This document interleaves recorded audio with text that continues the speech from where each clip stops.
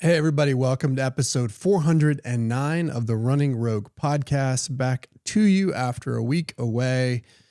I was on vacation in Mexico, and now we're back on it. Excited to continue our conversations on mental training. This time, we're going to be talking about vision and goals. We've talked purpose, talked some of the other elements of mental training. Now we're going to drill in on vision for your future and goal setting, what that should look like. Talk about some do's, talk about some don'ts. Should be a good conversation. But first, how are you, James? I'm doing well. How was Mexico? I was good. I was forgetting. It was it's 4th super of low July. key. We went to Baja, which is, the peninsula over there on the West Coast. We're in a little spot north of Cabo that is really off the beaten path on the Sea of Cortez side of the peninsula, the east side of that peninsula, which is swimmable water, beautiful beaches, generally pretty off the grid. So you have to be okay with a little bit rustic, but you can also find nicer stuff too. But anyway, it was, unplugged, no kids. They were at summer camp. So just my wife and I, and we had a great time. That's awesome. So yeah, it was what the doctor ordered. You celebrated America in Mexico. Well, we were actually back here for 4th of July. Oh, okay. So we were here seeing my parents and Tyler on July 4th. So, but we did get to see some of one of Mexico's games there, not the game against England, but the one against Ecuador. And we watched that at our restaurant, and everybody was there cheering on Mexico. So that was a cool vibe to be That's awesome. a part of that win, which was pretty huge, getting past the round of 32 for them. So anyway, it was a good time. A good time. Sad the U.S. left that tournament, though, although based on our last performance, we deserved to be out of that one, unfortunately. I feel a little guilty. I turned it off at halftime and just went to bed. I mean, I made it through probably 85 minutes, and then I was like, I can't do this anymore. It was just ugly. We just never showed up, for better or worse. For whatever reason, not sure what happened, but Belgium played better than us. They were better than us on every single dimension: mentality, tactics, energy level, quality, technical, all of the things. They were better than us, but also we laid a real stinker. Mm-hmm. I mean, 3 of the goals were mistakes directly from our players. So anyway, hard to see us go out like that. Yeah. But c'est la vie. Now we watch the rest of it. Now we all have to pick a new team to root for. It's funny. I only will watch if I feel like I want to.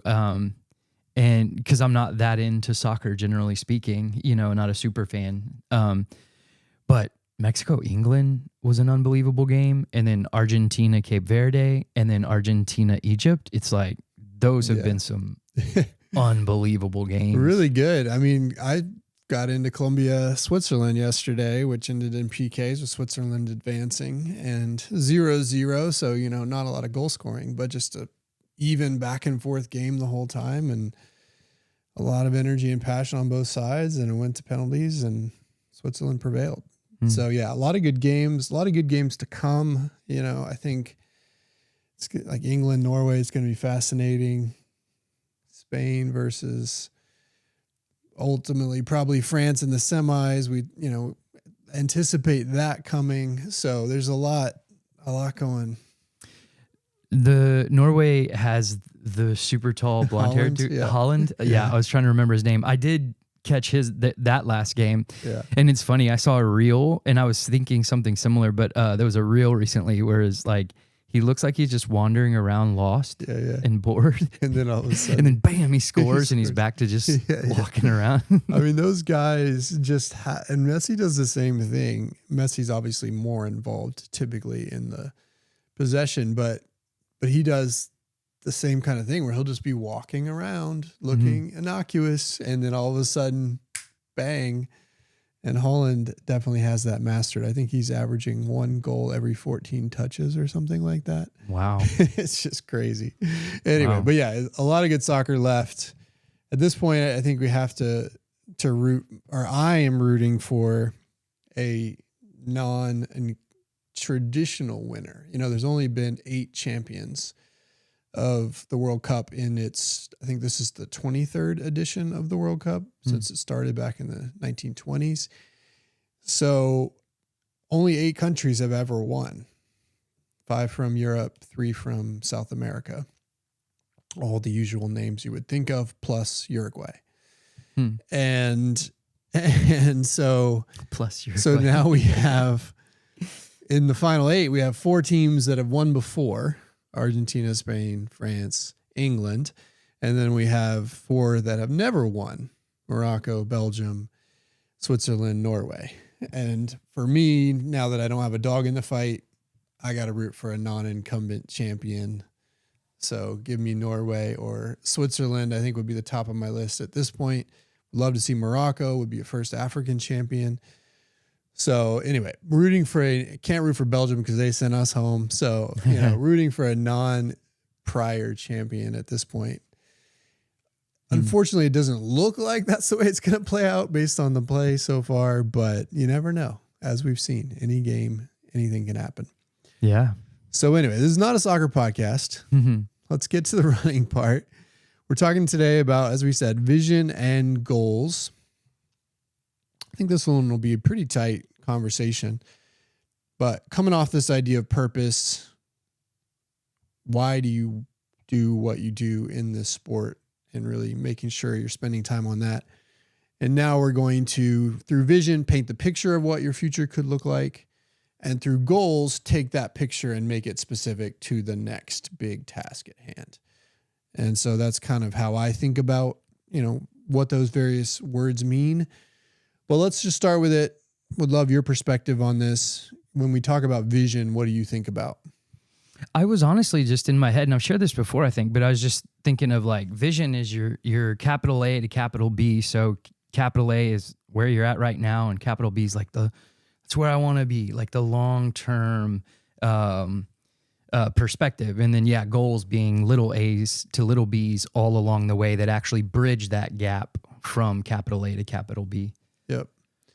I like that picture. And I think the thing about vision is it doesn't necessarily have to look a certain way. Sometimes a vision could be in a statement. You'll see that often with companies or nonprofits. They'll have a vision statement on their website or something like that. So it could be a statement, but it could also be an image of what the future looks like. But but one thing about vision is that it's not short term. It's a longer term. And one of the ways I like to have people think about it is, where do you want to be regardless of timeline? If you're dreaming, take years and months out of it for a second. Where do you want to be? Given the biggest dream that you can dream. And that usually helps people open up their aperture a little bit versus looking at the very next thing. And so vision should be timeless in a sense. I mean, obviously, we're all time-bound humans. So, perhaps there's some natural timeline that plays into it, but it shouldn't be anchored on time. It should be anchored outside of time. And it should be, basically, from my vantage point, the biggest dream, a picture of the biggest dream you can have in the sport and what that looks like. And there's ways to get there. We're going to talk about one of the specific ways to get there. So yes, if you could put into an image or words what your dream is for this sport, that's what we're talking about here with vision. Why do you think that's important? I think it's I've heard a psychologist say it this way. It's the vision that sustains you through your perilous journey. So much like our why, and I've used that in weddings, actually, like a wedding metaphor, as I've used journey analogies when officiating weddings. And that's why it was so readily available when you asked that. But even though that's someone else's wise words, I find that to be true. It's like similar to, it's like we're hitting basically a different angle. Like when we talked about the why, I quoted Nietzsche, and it was like, he who has a why can bear any how. And so like, you got to have that like language side of like purpose where you're like, I got to do this. But we're also visual creatures. Like we're dreamers. We love going to the movies. Like these are all elements of our life that we're like, we see these things that we like want to do. And so, yeah, I think like when it gets long and hard or perilous, you gotta have something to hold on to. And it's not just like like I think maybe with your why, you might have some purpose, but that might feel a little dutiful. Like you also got to have that dream. And then I would say like vision being a little more specific within the dream, but still I put all of that in that bucket. Yeah. It's also multidimensional. I think it's important to point out, because I think sometimes when we think about these things, people think about, well, here's the one thing I want, the one dream I have. And vision to me is much more multidimensional. It's inclusive of the potential accolades, the outcomes you want to achieve, but also includes how you want to achieve them, what you want your values to be along the way, what you want your work to look like, and the characteristics of your journey to be. And so it's multidimensional. It's I'm thinking about the Courtney Dauwalter pain cave analogy, where she likes to, in dark times on races, literally visualize exploring the pain cave and kind of uncovering the crevices in there. And this is kind of like that, but in the sort of forward-looking dreaming sense, is that if you could discover all of the nuance and cracks and crevices and beautiful things you're going to hope to see in your journey, then what are those things and what are they going to look like? Which is why the tool that we recommend in this process is, some might say cheesy, but really critical, because it helps you bring out that multidimensionality. It also helps you bring out that visual element, put it into pictures as you were talking about. And that's this idea of creating a vision board for yourself. Mm-hmm. And just like a purpose statement, it should be sustaining, meaning more than just a picture of what the immediate future looks like, but it's also something that's going to evolve. Mm-hmm. Like a purpose statement might evolve, but you do it once, you might come back to it every 3 years or something like that, and see how the vision has changed or evolved as you've stepped through it. So again, people are going to hear that term and think, well, that's a cheesy thing, but it's a process that, while it may sound cheesy, is really, really powerful at manifesting what that future could be. So what's a vision board, and how do you recommend people work on it? Well, I was going to comment on that cheesy part too. I was going to say, like, there's an element here though, that visions bring about like fun. Like it's positive, cause it can't all be duty and purpose. It's like, and there's things that like you might discover that you're drawn to that, anyway, I'm going off on a tangent. We're trying to defend it, but are cool. But for a vision board itself, the first time I ever did a vision board, I wasn't doing it specifically for running. Running was part of my vision board, but I did it through because of The Artist's Way, a book you referenced a couple weeks ago. Julia Cameron recommended that you do this, right? And so I actually had a boatload of fun. I bought like the big poster board that you get like at your grocery store that you did in grade school, right. Like, the science fair board kind of thing. And then I prefer this route because it's like tactile. You're using your hands, and like you're coming across things, and it's just kind of fun. So I went and found as many old magazines as I possibly could and just cut stuff out that I liked. And then I liked to group as well. And so I don't think that everyone has to do this, but it's like first just cutting it all out, and then I started grouping things. And so again, with my personal life, it was grouping like, there was like some craft beers and wine in one section, so I kind of kept all that in that area. And then wilderness photos of like a mighty elk, like, calling out into the sky with like beautiful green trees behind him. So I started adding in all these like trail running like scenery and everything. And so I moved different I bunched mine where it was like an entire collage and everything was covered and they were even overlapping. But I still did a little bit of grouping along the way. And I'm picturing like an athlete could take all of those same elements, but it's like their shoes are all in the bottom left corner or top right or whatever. And they can do singlets and pictures of crowds, or honestly, I'd love to see someone's just to, Yeah. I mean, there are no rules in a sense, right? It's just images and pictures that represent where you want to go in a sense. And they don't necessarily have to be directly correlated. It could be an image of someone you admire, and basically that's a manifestation of wanting things like they have, or wanting to work like they have to achieve something. And so there's, it doesn't have to be direct imagery. It can be indirect and metaphorical in a sense, but it's basically just this opportunity to do an art project like we did as kids. Cut out pictures, magazines. You can draw things. You can write on there. You can put words in there if you want, but mostly images. And it's just a way to capture the things you think about when you think about what your future would look like in the sport, and put it all in one place so that you can then come back to it and look at it and start to remember, first of all, what you want, but then also hopefully manifest some of those things coming true in your own world.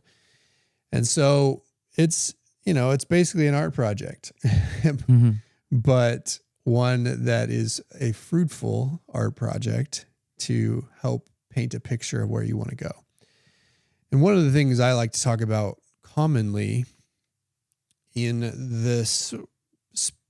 our world, and I think this is important in all phases of our running journey, but also especially important in certain specific instances, this idea of having a duality of mind when it comes to manifesting, to doing, to achieving the things you want in the sport. On one hand, the duality is this. On one hand, you need to dream and have the opportunity to paint clear pictures of what you want. Again, regardless of timeline, timeless in a sense. And you have to let yourself go there periodically. And a vision board is a great way of letting yourself go there, because you can look at it and let your mind wander to the things that are represented there. But you can't stay there, because if you stay in the dream, you'll never achieve it. So the other side, the kind of flip side of this duality of mind that I want you to have, is that you have to be very, very present. And we've obviously already talked about some of the tactics. We'll get more specific with the tactics in this conversation as we get to goal setting. But the vision board, or the vision, is the dreaming part. Can't stay there. So then you got to go to the practical way of getting there, which is to be present and to execute on the next step, the next step in the process. Because I think what happens too often is people get stuck in the middle, so to speak, where they're thinking about where they need to be in 3 months, 6 months, 9 months. And therefore, perhaps trying to take shortcuts, perhaps getting overwhelmed by how far they are from where they want to go, and therefore not doing things or overdoing things as a result. But if you let yourself dream periodically, but then switch back to that present mind and just say, all right, what's the next little thing I need to do to get towards that goal or to that vision? Do that, stay present there, and then one after another, eventually you'll start to see the milestones kick away. And again, you can't get stuck in the middle as a part of that process. And so this is the dreaming part, the painting the picture part. It's arts and crafts. One of the things I think for those that are more practical like me in creating a vision board, to me, this starts with, for me specifically, and I'm only going to recommend this because I've done it this way, is I like to start by brainstorming words and lists to help kind of create the imagery. I am a person who is more visual, more word oriented than most, more analytical. And so it's hard for me just to thumb through pictures and get to inspiration. It can come, but it's not the way it naturally comes for me. So the way it naturally comes for me is to ask myself questions, start to make lists of values, of achievements, of people that inspire me, of characteristics of the work I would like to do. And then once I start to put those things down on paper, then I can start to match that with imagery that goes with it. And so I also think for some people, just doing some basic brainstorming around key questions it can be an important part of this process. Mm-hmm. Some people can jump straight to the imagery. Personally, for me, I need some of those prompts, kind of cues. And so some of those, we talk about many of them in the book, are things like ones I've already mentioned, which is who are your heroes in the sport, Mm-hmm. for example. If you're excited to cheer someone on in the sport, and who are they? What does their work look like? What do their values look like? What are the characteristics of them that inspire you? That's one question to answer. What are specific goals, those little A's along the way that you would want to achieve? Like, for example, a lot of people talk about in our sport qualifying for Boston. Mm-hmm. Okay, well, write that on the list and then start to write things around that about why you want that. And you start to do that enough with a few little prompts, and then you can go to the imagery and start to put it all together, and sometimes go back and forth. So that's one of the tips I give for somebody like me who needs to see stuff on paper before I can necessarily match the images to it. Yeah, it's interesting. We're a little inverted there, but it's kind of cool because I think it's for everyone. But it's like you use the words and sort of expand into the vision, and I'm like, I'll see a vision and then try to work backwards and figure out the words. Yeah, but I don't feel like I feel like there's no skipping either. It's just how you're the doorway you enter through. Yeah, I mean, this is kind of to put another practical edge on it. Pinterest. Mm-hmm. I think it's a less commonly used social media platform these days, I think, because I've never used it. Mm-hmm. But it's basically this idea. Pinterest is basically a vision board for things you want. Mm-hmm. People would create them for their weddings. These are things I want to happen in my wedding if they're in that window of time. Or parenting things, they would just pull stuff from the internet and post it there, basically as a way to remind themselves of stuff, to create a sort of practical vision board for them. And so this is basically creating the Pinterest version of what your future could look like in the sport. Yeah.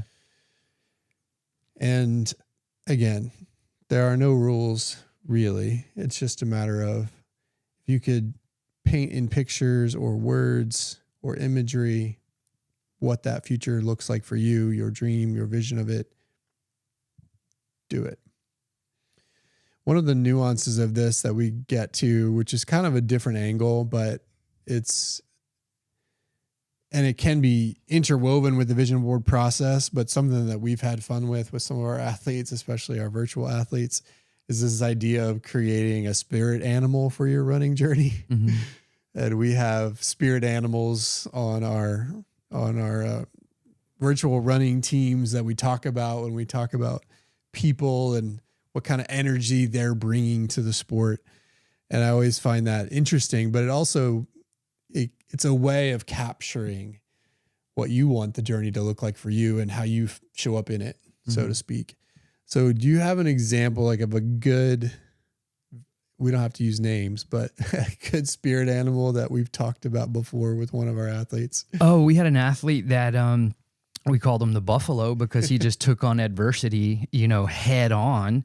And there's that old story of like, when storms are coming, cows will run from it, but buffaloes run through it. They actually bypass the storm faster that way. Someone else is a fox. He saw it on a golf course. So we've gotten into it with people. Super fun, playful ones I've given. I told someone once that they were a dolphin just because they were so fun and playful, and super smart. But, I actually prefer that people kind of pick their own and treat it like we're doing this. Like, I guess we're in our right brain today, like very artsy and creative, but it's like, I think it's something that like stands out to you. Like for whatever reason, a Okay, so I read so much psychology, and I'm going to quote some of Dr. Peterson here, but it's like he talks so much. Like I see so much value into this. He talks a lot, and he takes multiple hours to defend this, but I already trust it. So if people step in and trust it here, I'll say this: the world manifests itself according to your aim. And again, because I've listened to all of his lectures, like that top thesis, I buy. And so some people might hear that off the cuff and randomly, and it's like, I don't even know what that means, and I don't buy it, right? But because I believe that, I think that the things you end up seeing, it fits this substrate. Like you end up seeing the things that mean something to you. And we know this in marketing. Right. It's sort of like, I never knew there were billboards for mattresses, but now that I'm shopping for a mattress, all I see, and we know that is so common, but we sort of refuse, or maybe just have never taken the time to understand ourselves and our brains. But because I believe that, I'm like, people with their spirit animal, I want them to, like, it's like, for me, it was always a hawk. Every time I was driving, and I wasn't even trying to get into spirit animals, it's just that, like, I could not see the hawk. Now, anyone that drives on Mopac today, if they were listening to this, looks up, there's a hawk. The hawks are always there. They're always up there on the like light poles or whatever. But there's a reason why I always notice the hawk, right? Because Right. someone else is in the car and they're like, I didn't notice a hawk. Like they don't just, right? So I'm not saying, it's not anything weird and kooky. It's more of, you quite literally see what you're wanting or what you're aiming at, right? And so there is the aiming, which is the conscious side, but then there's the subconscious. There's the, I don't know why, but that jumps out at me, right? And so I think people, if they're looking for, I got super technical. I want to come back to this playful, like lighthearted side, but I'm like, the thing that you notice the most, like, yeah, that one's your spirit animal. And it can manifest in the vision board, but it doesn't have to be. It could be a separate exercise, but it's basically the idea of how you want to show up. Mm-hmm. And we've ascribed animals those sort of characteristics. Some of them are perhaps placed on them by humans. Perhaps some of them are real and instinctual within them. I think people have talked about me being the owl, I remember the that sort now. of wise, analytical one, which I'll take because it's true. And also owls are great hunters. So when it's time to hunt, I think I can be quite good at that in a race format, for example, so I have that killer instinct when it comes, but all those opportunities, I pick very carefully. Mm-hmm. So anyway, I've got a couple owls hooting in the tree above, like if it's like 4:30 or 5 in the morning, it's super dark, I'll hear them in the morning. It's so cool. Yeah.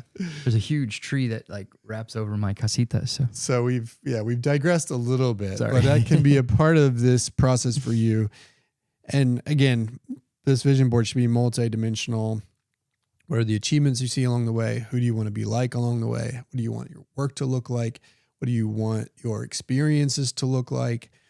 Paint the picture with imagery in whatever format works for you and lock it in, right? And then look at it frequently and then periodically go back to it. Mm-hmm.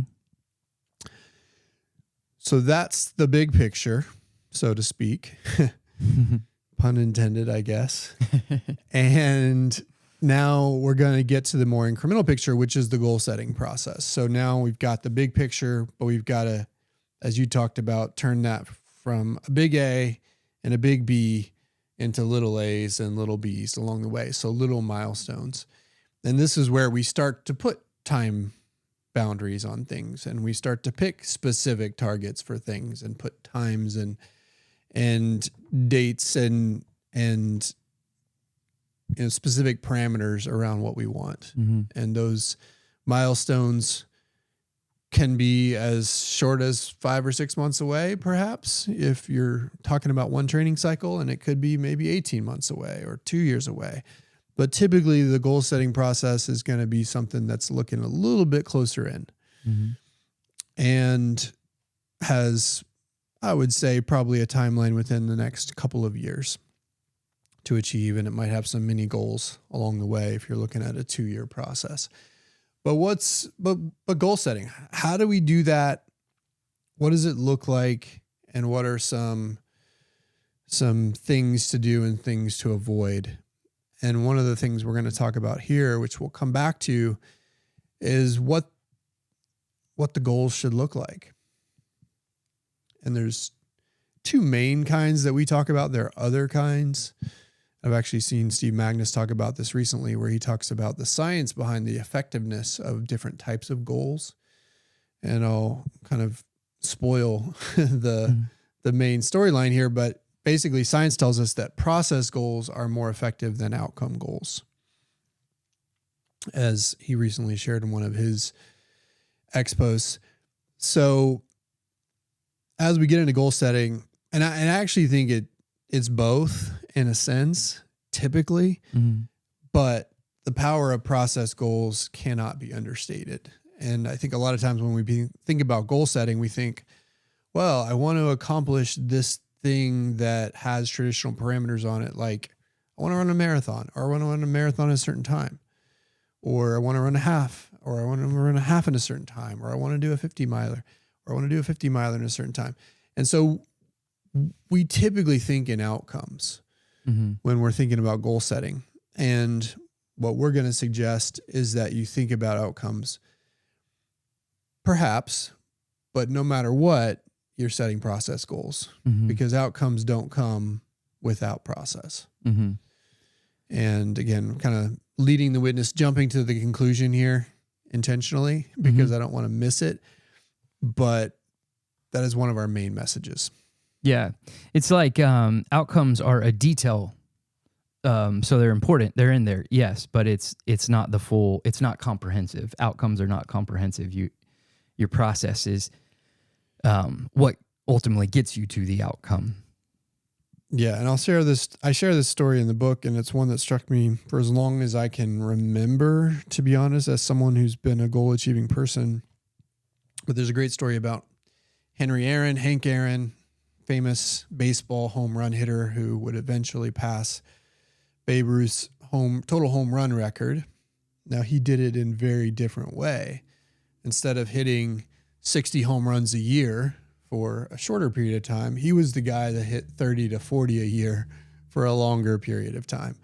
And so he was once asked in a press conference or an interview about his goal setting process. And somebody said, "Hey, do you set a goal to hit 35 home runs a year? And that's how you got here, so many years later, beating Babe Ruth's record, which I think has now been passed with an asterisk by Barry Bonds."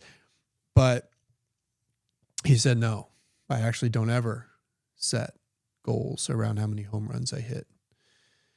He said, "I set goals around my process, which is how much time I'm going to spend on batting practice every week, how much time I'm going to spend studying pitchers, how much time I'm going to spend working on my strength and mobility." So he was very, very laser focused on what are the steps that will allow me then to be in position to hit those home runs when those opportunities come. Because he was also someone who got pitched around a lot. So part of it, the outcome goals for him are completely out of his control. If a pitcher's not willing to throw him a ball down the middle of the plate, he's not going to be able to hit a home run. And so he sort of said, "Hey, I'm going to focus on the controllables, which is the work I can do that will put me in position, if I do it consistently enough year after year, to hit these home runs." And eventually they add up to beating Babe Ruth's record at the time. And that's drawing the parallel back to running, essentially what we're asking you to do here. And yes, you might have the outcome goal. I want to break 4 hours at this marathon, or I want to break 2 hours at this half marathon. But then what is your process to get there? How many miles a week are you going to run? How many quality sessions are you going to do a week? How easy are you going to go on those easy runs and recovery runs so that you can go the paces you want on your quality sessions? What are you going to do about recovery broadly? If that means sleep or nutrition or fueling in whatever ways, what does that look like? What are the things you need to focus on? And we're not telling you to dot every I and cross every T when you're laying out process goals. I think a couple of weeks ago I talked about, the most important run is the one you don't want to do. And, so in that season I gave, that example I gave, I had a process goal around getting my Wednesday recovery run in, and basically creating an advent calendar on checking the box week after week of that Wednesday recovery run, which I had to do on my own after I coached when it was too hot to want to do it. And it was my hardest run to get done. And so I just created a process goal around it because I needed that recovery from my Tuesday quality so that I could go do my Wednesday or Thursday medium long run. So it doesn't have to be every I dotted, every T crossed when you're talking about these things. It's what are the key elements for you in your training journey so that you can nail the process. And for some people, that's going to be as simple as checking the box on runs. For some people, it's going to be more complex in terms of how many miles or what their distance looks like here, or how many 20 milers they're going to run or 14 milers they're going to run in a half cycle. Whatever is your either weak spot or primary area of need and growth should be where you focus the process. That's exactly what I was just thinking. Because it becomes back to the big, broad, like we're going after vision here. It's like friendly reminder that you can add on to an element of each of these every season based on the limiter or based on the blocker or whatever it is that some people are like, all right, finally, I've gotten really good at averaging my 40-mile weeks, and now I want to reincorporate strength. Or, you're always adding one little element on. I used to think of it honestly visually as a Christmas tree. And then all these add-ons are like, each time you're just adding another ornament. It's like, for some, I'm just proud to get in my 40 miles. And now it's sort of like, no, I want to do them in a proper way. And you already gave the list of examples, so I won't repeat them, but I'm just emphasizing you can add them season over season. So that's one of the main messages here is, yes, outcomes are great. And I think it's important to set them or set goals around outcomes, but they should always, always be paired with process. And sometimes you can have process goals without having outcome goals. Say, hey, I'm going to do this process and I'm going to let the outcome kind of dictate itself, so to speak. An example of that situation would be when somebody's doing their first marathon, for example. I prefer they not set a time goal around that marathon. Your outcome goal is finish the marathon. And then your process goals are all the things you need to do to prepare. But there are situations where I don't want you worried so much about the time you're running. And then, as I like to say, you let the process dictate. Now, does that mean you don't have a time? No, you still want to target a plan, as we've talked about, but it just means you're holding it loosely. And, if you're going to run a half or a full, you need to have a plan. You need to execute in a certain way, tied to specific paces so that you can have a good experience and finish strong. But you don't necessarily have to set a specific time goal around that. You just have a target and a plan associated with how your process has shown you can run. So that's a situation where you might have process and not outcome goals. But often they're paired together. And one of the big points here, again, just to reiterate, process and outcome goals should come together. Let's talk about some of the other things, kind of things to avoid, pitfalls. One of them, and maybe one of my most favorite kind of goal setting pitfalls to avoid, is the idea of not having B and C goals. I just, how when somebody says something that kind of makes you cringe, but you can't outwardly, You're not supposed outwardly show it. Cringe. You have to keep the poker face. Like there are so many times as a coach where I'm having conversations with runners. Some I coach, most probably don't coach, where they come to me and they're like, oh, I've got an A goal and a B goal and a C goal. And I just have to keep the poker face because, they're not my athlete and I'm not supposed to tell them. But we're big fans of having an A goal, especially if we're talking about outcome goals, and no plan B. No plan B. Plan B gives you an out. Plan B gives you a backup. And mentally, it doesn't serve you. I think some people think of it as a sort of consolation prize that they can get excited about in the moment if things are going wrong. But more than that, I think of it as a crutch that gives you a fallback plan, that gives you an excuse and out if things are getting a little bit hard. And so we're big on, if you're setting outcome goals, A goal, no plan B, put all your eggs in the one basket. Mm-hmm. It's making me think of one of the renegade athletes, Travis, who I think it was in his post-race interview you did with him after he broke 3 in the marathon. Boston. Sorry, he qualified for Boston. Yeah. I remember hearing him say something to the effect, but basically what you're saying, but it was like he never questioned if. He only asked how. Like it was like, no, that is what will be done. I will qualify for Boston and I will go run Boston one day.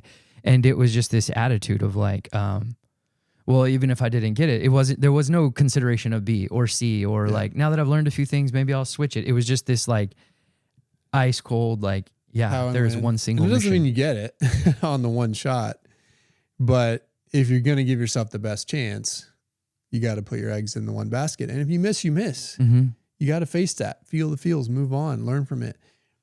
Failure is only quitting. It's not a failure if you keep trying. Mm-hmm. So we're big on that. No plan B. And I think some people debate us and argue on it because they might say, well, but then I won't be as motivated if things are going wrong.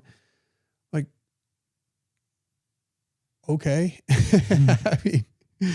I mean, we've also talked about this contract with ourselves that we're going to give our all no matter what. So isn't that enough? Mm-hmm. Isn't that enough? Even if your goal is not in hand. So I cringe when I hear people talk about B goals or C goals, and I have to usually keep my mouth shut, but here I am. It's my podcast. I get to talk about it. What are some other goal setting, either tips or pitfalls to avoid from your side? And we cover this in different language in the book, but I always say like if you're absolutely certain you can do it, it's not a goal. Yep. And that just comes up in conversation because usually I'm talking with athletes about their fears or doubts going in to a race or something. And in the spirit of trying to remind them that that's natural, in fact, I want them to feel like it would be weird if they didn't feel some of that and the way I come at that is, if it's a guarantee, it's not a goal then. Like it's not stretching you. So I don't know why I had to go roundabout to say that, but we talk about it in the book. It's like, it should feel like there is some risk on the table, not risk for risk's sake, not overly risky, but it needs to stretch. That's what makes it a goal. Yeah, that one's tricky because it's absolutely true, but you also have to have the right amount of uncertainty. Mm-hmm. And I actually think that the right amount of uncertainty is a little bit tied to the individual, meaning that if you have too much uncertainty from people, then they give up trying because it just seems too far off. I think some people are motivated by more uncertainty. So I'm not going to be able to give you a specific answer on what that looks like for you. Mm-hmm. Yes, there needs to be some degree of uncertainty. How much uncertainty, I think, is a little bit person specific. I think it also helps having a coach who can kind of get you in the right ballpark of uncertainty, because it should be a question. Can I get this? I'm not sure. But also at the same time, you should have a realistic expectation that it's possible with the right work. And so finding that right balance, I think, is important for people. But that's a good one, because if you know you can do it, what's the point? You wouldn't be up for it, right? Mm-hmm. And that's why we do this stuff anyway. I always remind people of that when we have bad weather conditions going into races in my pre-race talks. I'm like, this is what you signed up for. Yeah. You signed up for a challenge. If you knew it was going to be easy, then you wouldn't have signed up for it. You wouldn't be as motivated by it. And so you want that right balance of hard and uncertain versus, okay, if I do the work, I think I can get there. Mm-hmm. And what that looks like for the individual, you have to kind of sort it. These are not hard numbers based in science that people should write down. It's just a way of expressing myself to athletes. And I say this quite often with most of my athletes. And it's at the start of a season, I would expect you to be about 20% confident in what you're doing and or the goal that you have for this race. And when you toe the line, I know my job's done if I got you to 80% confident. I'm never like, I tell them right out of the gate, I do it up in consultations now. There's just a confidence in it, but I'll just tell people, I'm like, I do not offer guarantees. Like there is no guarantee. That's just practice. And that there's no shade on that. It's like, but that's just practice. If you have 100% guarantee, then you're like, oh, cool. Well, then that's just another run. That's just what you do. That's practice. That's not a goal. That's not it's just, I'm coming at it from a definition standpoint. I'm like, that's just different, right? So I use that language of, you start off not very confident, but we get into the process, and that's a guarantee I offer, right? Like I know how to get you to that 80%, but never like it's got to stretch. It's got to scare you a little bit. Yeah. What do you do with somebody who, and I think this is pretty rare, but what do you do with somebody who is dreaming or is setting goals that are just unrealistic for the window of time that they're talking about? I think that I was going to say that's the key part. So I try to lovingly and in a spirit of compassion, like pull that up into their vision for them. So like, and it takes a little bit of reinforcement, but like let's say they want to take 30 minutes off their marathon time within one training block, and well, I mean, I've had people do that, but they're usually a little bit newer, right? But someone who's run like multiple and been at it in training. Anyway, if it's too unrealistic, I'll say like, hey, I love where your vision is, but I'm going to put that in the vision bucket. Like, I feel like this is like that big picture vision. Where are you at right now? And I try to get them grounded. It's like, so pointing them back into basic facts of things that they're doing in this moment. And then I will also say like, hey, we're going to pull off as much as we possibly can, but I'm staring down 18 weeks and I'm thinking the body, it's biological. Time is an element. So what do you say we just commit to doing our absolute best and pulling as much time off of that as we possibly can in this next 18 weeks together? I had that actually very recently with a one-to-one athlete. A little bit different language I used with her, but still, she's got really big goals, and I love that. And she just smashed her 5K PR, and she's about to do that in Indy for the half too. But I'm like, I'm not ever going to give you a guarantee on X time for your half. But what you will experience in training with us is that you pulled off more time than you ever, like, not necessarily that you ever thought you could, but more time than you have thus far. Like, it's like, I will get you so far along the way of improvement. Yeah. Yeah, I also like to lean on the process versus outcome discussion in those conversations. Say, okay, well, let's set the outcomes aside for a second. What does the process look like? And let's ground in that. And what are the milestones we need to see in order to point to the outcomes we want? Race times, for example, workout times in a sense of what paces can they run comfortably at the right efforts and paces. Say, let's ground there. Let's ground in the process and let's let it reveal to us what's possible. Mm-hmm. Because, you never want